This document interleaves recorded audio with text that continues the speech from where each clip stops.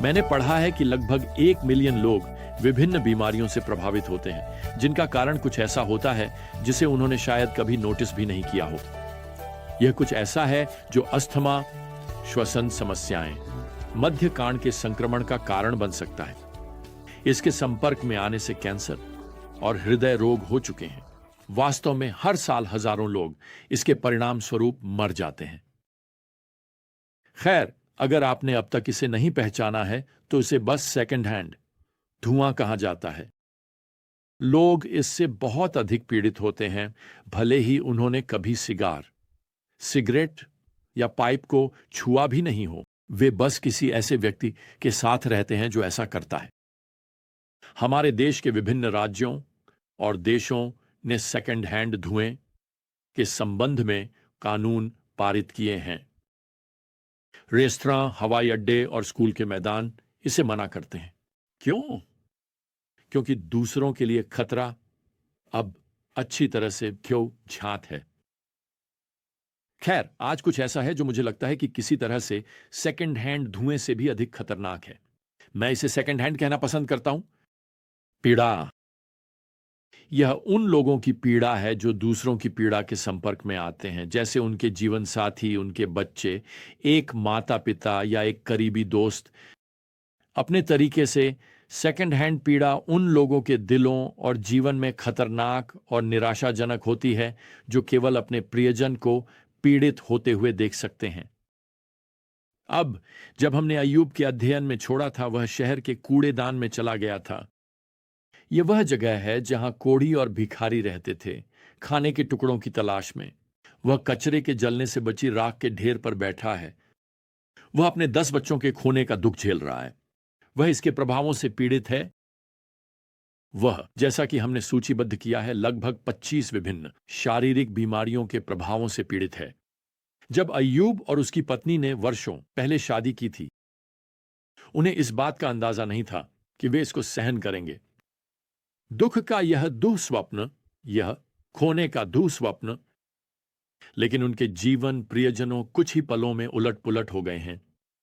अब मुझे लगता है कि इस सब में जो खो जाता है वह महिला है, जिसने न केवल सीधे तौर पर सब कुछ खोने का दुख सहा, अपने सभी बच्चों को, अपने सभी प्रियजनों को, बल्कि अब उसे अपने पति को शारीरिक रूप से पीड़ित होते देखना भी मजबूरी है। यदि अय्यूब पीड़ा का प्रतीक है, तो मुझे आपको बताने दें, उसकी पत्नी अप्रत्यक्ष पीड़ा का प्रतीक बन जाती है। दोनों ईश्वर की संप्रभु योजना में विश्वास और भरोसे के लिए घातक हो सकते हैं। हमारे अध्ययन के लिए चलिए उन्हें बुलाते हैं। श्रीमती अय्यूब अब रब्बी परंपरा मानती है कि वह दीनाह थीं, जो याकूब की बेटी थीं। मेरे लिए यह स्पष्ट है कि अय्यूब अब्राहम, इसहाक और याकूब के दिनों से पहले या उनके दौरान जीवित थे, जैसा कि हमने पहले ही चर्चा की है। लेकिन हम यह निश्चित नहीं कह सकते कि याकूब की बेटी अय्यूब की पत्नी थी। जो हम जानते हैं वह यह है कि वह यहां अध्याय 2 में संक्षेप में प्रकट होती हैं, जब अय्यूब को उनके घर से बाहर निकाला जाता है, जो कि, जितना हम जानते हैं, वे दिवालियापन में खो चुके हो सकते हैं, और वह वहां जाकर शहर के कचरे के ढेर पर रहने लगते हैं। और वह उनसे कहती हैं, यहां पद 9 में, क्या तुम अब भी अपनी ईमानदारी पर कायम हो? भगवान को शाप दो और मर जाओ। एक पुराने नियम के विद्वान ने इसे इस तरह अनुवादित किया, भगवान को त्याग दो और मर जाओ। एक अन्य ने इसे इस तरह रखा, भगवान को अलविदा कहो और मर जाओ। दूसरे शब्दों में वह कह रही है, यहां अय्यूब, भगवान से मुंह मोड़ लो, अपने विश्वास और उस पर भरोसे की गवाही को छोड़ दो। यह एकमात्र चीज है जो तुम्हें जीवित रख रही है, जाहिर है, और भगवान को तुम्हें मार डालने दो। वह यहां पुकार रही है, अय्यूब, यह स्पष्ट यह है कि भगवान ने तुम्हें छोड़ दिया है। यह समय है कि तुम भगवान को छोड़ दो। अब श्रीमती अय्यूब को एक बुरी महिला के रूप में देखा गया है क्योंकि उन्होंने ऐसी बात सुझाई, लेकिन मैं यहां एक करीब से नजर डालना चाहता हूं, और मैं आपको पहले से ही बता दूं, मैं व्यक्तिगत रूप से नहीं मानता कि वह अय्यूब को पाप करने के लिए उकसा रही थी। वह अय्यूब को उसके कष्ट को समाप्त करने के लिए प्रेरित कर रही है।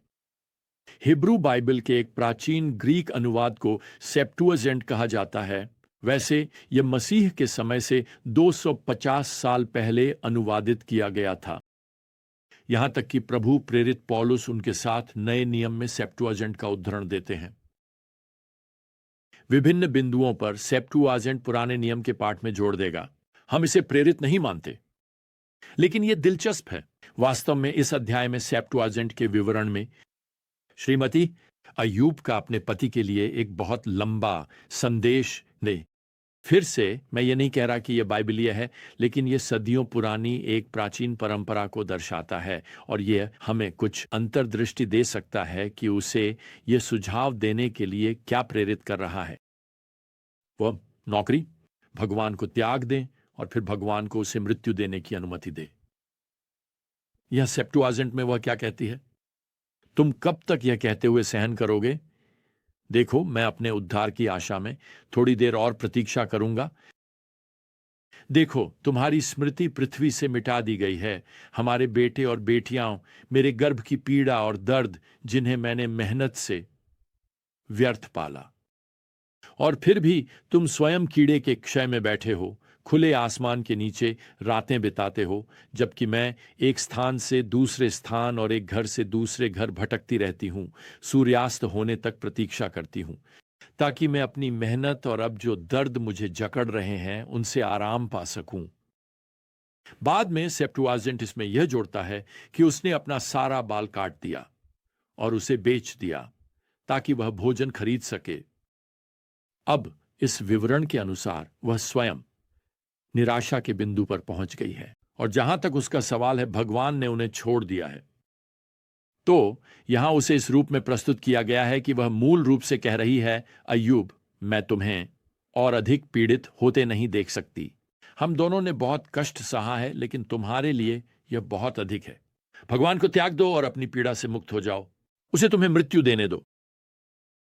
अब सुनो दोस्तों, मैं जो वह सिफारिश कर रही है उसका बचाव नहीं कर रहा हूं, लेकिन मेरा मानना है कि हमें समझने की कोशिश करनी चाहिए। आइए मैं कुछ शाश्वत सत्य प्रस्तुत करता हूं जो हम यहां श्रीमती के जीवन में देख रहे हैं। अय्यूब, पहला बिंदु यह है, दूसरे हाथ का कष्ट उतना ही दर्दनाक हो सकता है जितना कि पहले हाथ का कष्ट। और समस्या यह है कि दूसरे हाथ के पीड़ित अपने दर्द को व्यक्त करने में दोषी महसूस करते हैं, खुद पर ध्यान केंद्रित करते हैं, इसलिए वे अक्सर पीड़ित होते हैं और वे चुपचाप पीड़ित होते हैं। दूसरा, जो लोग उन लोगों की देखभाल करते हैं जो पीड़ित हैं, वे निराशा के बिंदु तक अपने प्रियजनों से भी जल्दी पहुंच सकते हैं। मेरा मतलब है, यहां देखो श्रीमती अय्यूब, उन्होंने पहले ही तय कर लिया है कि अय्यूब का जीवन जीने लायक नहीं है। वह पहले ही निराशा के उस बिंदु पर पहुंच चुकी है। और क्यों नहीं, उसने 10 बच्चों को खो दिया है, उसने अपनी आजीविका खो दी है, उसने अपने दोस्तों और घर को खो दिया है। उसका पति, जो कभी एक सम्मानित नेता के रूप में द्वार पर बैठता था, अब उसे देखो। वह कभी पूर्व का सबसे प्रसिद्ध व्यक्ति था, लेकिन अब उसकी प्रतिष्ठा चली गई है, उसका सम्मान नष्ट हो गया है। जहां तक उसका सवाल है, उनकी आशा भी खत्म हो गई है। अब हिब्रू पाठ में ये क्रियाएं, शाप देना और मरना, जिन्हें हम आदेश कहते हैं, आदेश, मैं उसे अपने पति के बगल में राख पर गिरते हुए और रोते हुए देखता हूं, कहती है, अय्यूब, मैं अब और सहन नहीं कर सकती। भगवान को शाप दो, भगवान को त्याग दो और मर जाओ। मुझे एक और बात स्पष्ट करने दें। तीसरी बात, दूसरे हाथ के पीड़ितों को भगवान से अपनी व्यक्तिगत सीखने की बातें होती हैं। अय्यूब अपनी पत्नी को यहां पद 10 में जवाब देते हुए कहता है, तुम मूर्ख स्त्रियों की तरह बोल रही हो। अब फिर से पहली नजर में यह कठोर लग सकता है, लेकिन मैं चाहता हूं कि आप यहां ध्यान दें कि वह उसे मूर्ख नहीं कह रहा है। वह कह रहा है कि वह उन मूर्ख स्त्रियों की तरह बोल रही है जो प्रभु को नहीं जानती। दूसरे शब्दों में वह कह रहा है, सुनो प्रिय, यह तुम्हारे जैसा नहीं है। तुम भगवान को इससे बेहतर जानती हो। मुझे पता है कि तुम शोक में हो, मुझे पता है कि तुम निराश हो, लेकिन भगवान को शाप देने और मरने का विचार उन स्त्रियों की बात है जो भगवान को नहीं जानती, जैसे मैं जानता हूं। तुम भगवान को जानती हो?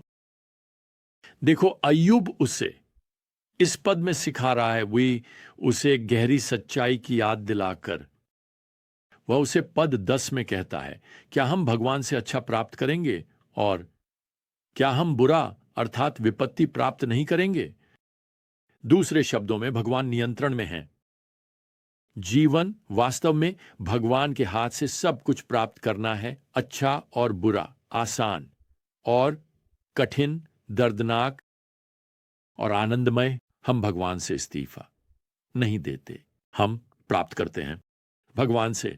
भगवान जानते हैं कि वह क्या कर रहे हैं, भले ही वह हमें कोई स्पष्टीकरण बिल्कुल ना भेजें। आप जानते हैं ना, मुझे आपको बताना है, मैं इससे प्रोत्साहित हुआ हूं।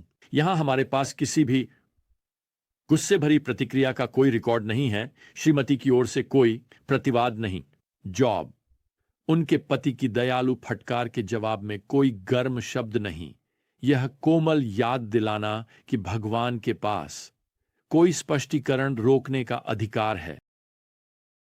शायद कहीं ना कहीं हमें नहीं बताया गया है, लेकिन शायद श्रीमती के दिल में एक पुनरुत्थान है। जॉब, जैसा कि वह अब शायद अपने पति के बगल में राख के ढेर पर बैठी हैं, जैसा कि वे भगवान की प्रतीक्षा करते रहते हैं। भगवान पद। खैर, इसके साथ हम उन्हें यहीं शहर में छोड़ देंगे, इन राखों पर। तब तक डंप करेंगे जब तक हमारी अगली ज्ञान यात्रा नहीं होती। तब तक प्रभु यीशु मसीह की कृपा और भगवान का प्रेम और पवित्र आत्मा की संगति आप सभी के साथ हो। आमीन।